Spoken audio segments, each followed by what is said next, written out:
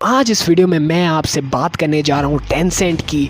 ये वीडियो मेरे लिए इसलिए भी इम्पॉर्टेंट है क्योंकि इस टेंसेंट के बारे में काफ़ी लोग ये कह रहे हैं क्योंकि आने वाले समय में फेसबुक और गूगल जैसी मल्टीनेशनल कंपनीज़ को भी ये मार्केट कैपिटलाइजेशन के मामले में पीछे छोड़ सकती है। दोस्तों, टेंसेंट एक चाइनीज़ मल्टीनेशनल कंपनी है जो कि इंटरनेट रिलेटेड सर्विसेज प्रोवाइड करती है, जैसे कि ऐप्स या फिर गेम्स। बस यही नहीं दोस्तों, टेंसेंट एक इतनी चालाक कंपनी है कि ये उभरती हुई सभी कंपनीज़ में इन्वेस्ट भी करती है, और कंपनीज़ ही नहीं, मूवीज़, टीवी शोज़, यहाँ तक कि सॉन्ग्स में भी ये कई इन्वेस्टमेंट करते रहती है।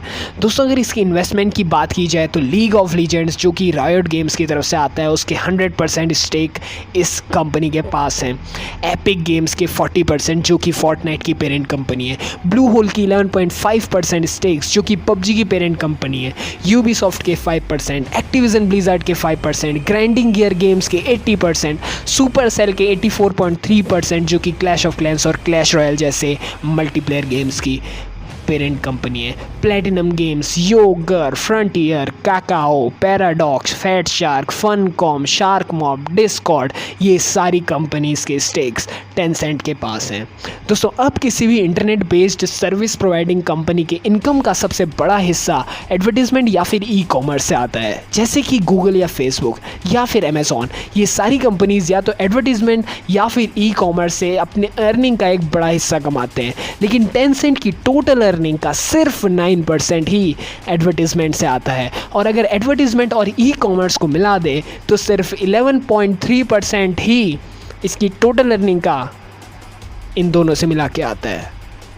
तो क्या है टेंसेंट की रेवेन्यू का राज, आज हम जानेंगे इस वीडियो में। शुरू करते हैं इस स्टोरी को। तो 1998 में मा ह्यूटेंग, जिन्हें पोनी मा के नाम से भी जाना जाता है, उन्होंने अपने 4 दोस्तों के साथ मिलकर टेंसेंट की शुरुआत की।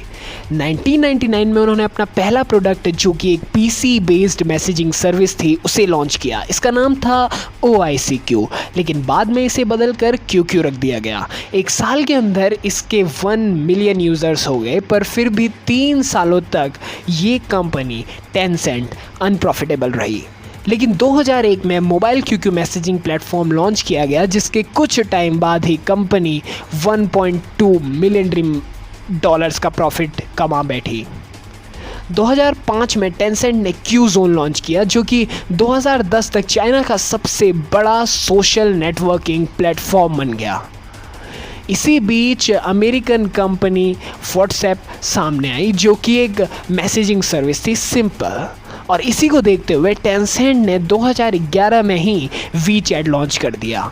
ये वीचैट सिर्फ 2 महीने के अंदर बनाया गया था। दोस्तों, आज तक वीचैट एक्सटेंड और अपग्रेड ही हो रहा है। Payment service, game centre, e commerce, news, official accounts, सब कुछ है वीचैट के अंदर।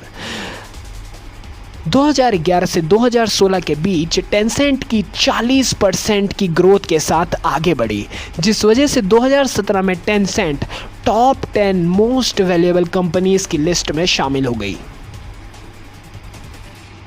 दोस्तों, अगर टेंसेंट के डिजिटल सर्विसेज की बात की जाए, कैसे टेंसेंट पैसा कमाती है, तो दोस्तों टेंसेंट के पैसा कमाने की सबसे बड़ी स्ट्रेटजी है उसके डिजिटल गुड्स।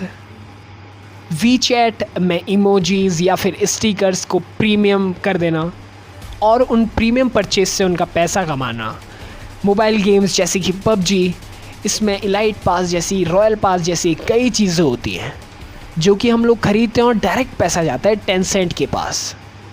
ऐसे ही इसकी सारी सर्विसेज डिजिटल गुड्स से भरी पड़ी हैं, जहां आप जैसे ही कोई इनकी सर्विसेज में डिजिटल गुड्स खरीदते हो तो सारा पैसा जाता है टेंसेंट के पास, जो कि एक डायरेक्ट प्रॉफिट का सोर्स है।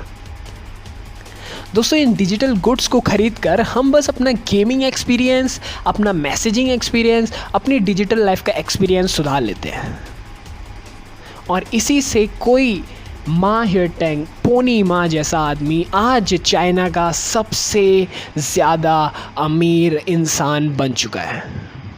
आगे चलकर टेंसेंट के बारे में कई लोग ये कह रहे हैं कि ये फेसबुक और गूगल जैसी मल्टीनेशनल कंपनीज़ को भी मार्केट कैपिटलाइजेशन के मामले में पीछे छोड़ सकती है और ये बात कहीं पर भी गलत नहीं साबित होती है। तो यही थी टेंसेंट की एक छोटी सी ब्रीफ स्टोरी। उम्मीद है कि आप सभी को पसंद आई होगी। अगर आप सभी को पसंद आई है और आपने जान लिया है कि किस तरीके से टेंसेंट पैसा कमाता है तो इस वीडियो को लाइक कर दीजिए। चैनल को आपने अभी तक सब्सक्राइब नहीं किया है तो सब्सक्राइब भी कर देना और कमेंट कर देना कि और कौन सी वीडियोस तुम देखना चाहते हो।